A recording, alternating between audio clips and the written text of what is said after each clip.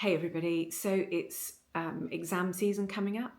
It could be your mock exams, it could be your real exams, and this video is going to be looking at component 3 for GCSE drama.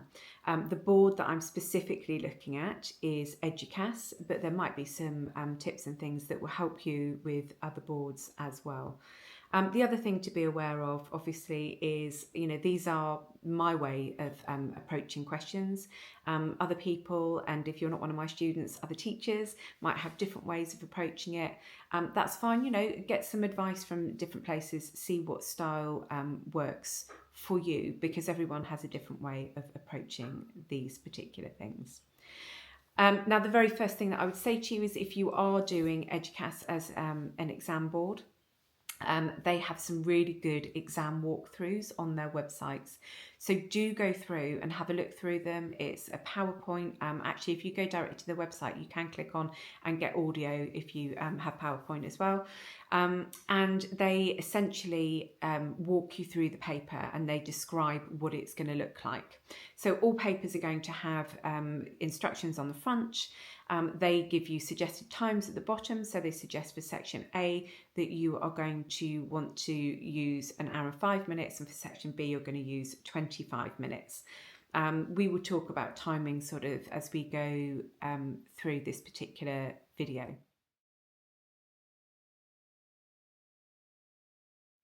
Let's look at section B, which is live theatre. Now, for Eduqas, you can't take notes in with you, but you can be as prepared as you possibly can. So, I mean, you could actually have written, as part of your revision process, you could have written most possible questions and answers for this section as part of your revision, which I did have last year. Actually, somebody literally the night before had done an answer to a question that ended up on the exam paper. So it's worth doing it in your revision. So when you have section B, please make sure that you turn over to it. Make sure that you have answered a question on live theatre, because if you haven't finished the paper, and I've had that happen as well before. And usually they're numbered 61 and 71. Now, quite often it will be that one is based on sort of an acting question and one is based on a technical question. Some teachers will get you to just revise for one thing and get you to either do for acting or either to do for technical. I tend to actually just get you to look at the whole thing and be as prepared as you possibly can be. But, either way, make sure you have something prepared.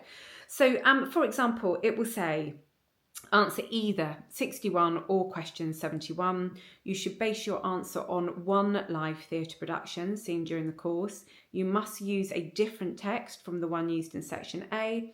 At the beginning of your answer, you should state the name of the production, the company and venue. Now, I'm going to stop there at that point. So when you are doing this, what I always get my students to do is have their paragraph already written, because it's, you're saying the same thing. You're saying, on the such and such of so-and-so, I saw such and such at this theatre, directed by blah-de-blah-de-blah.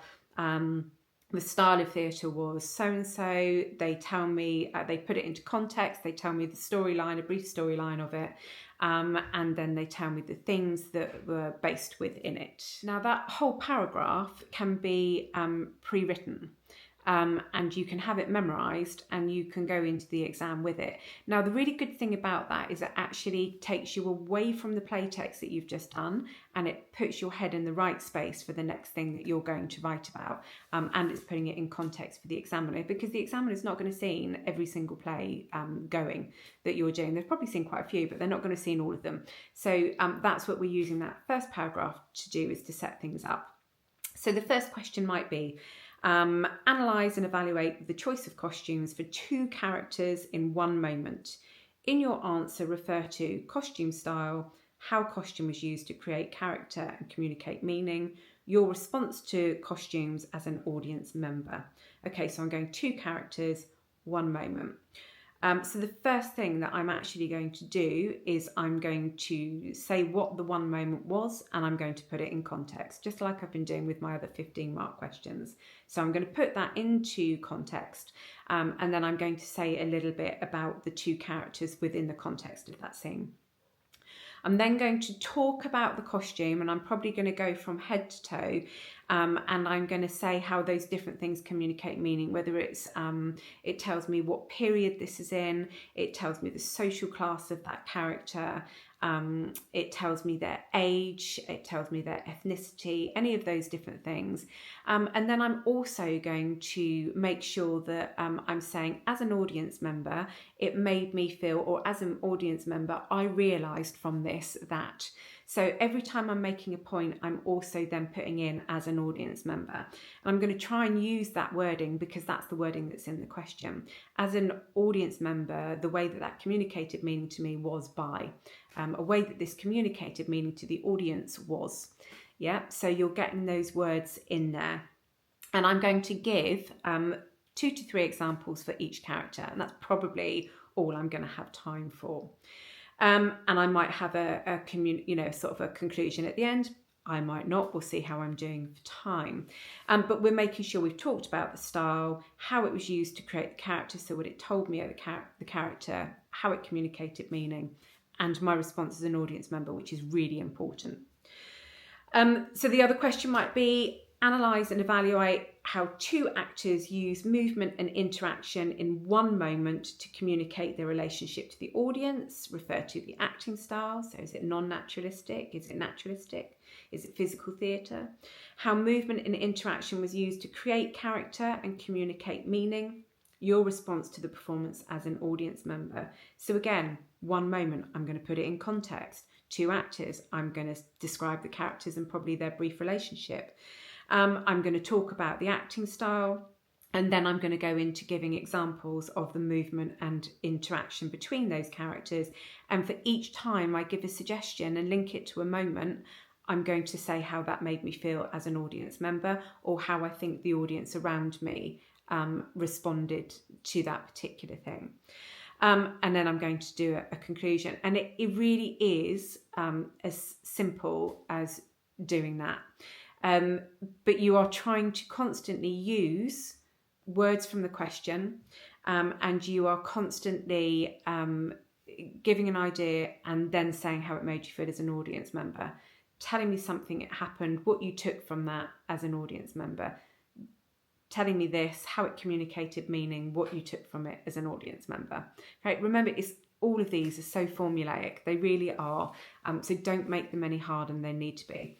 So you could go away and you could go, right, okay, I'm going to know what I could say, what scenes I'm going to use for sound and lighting. I'm going to make sure I've got 2 in my arsenal, so that I can cover everything.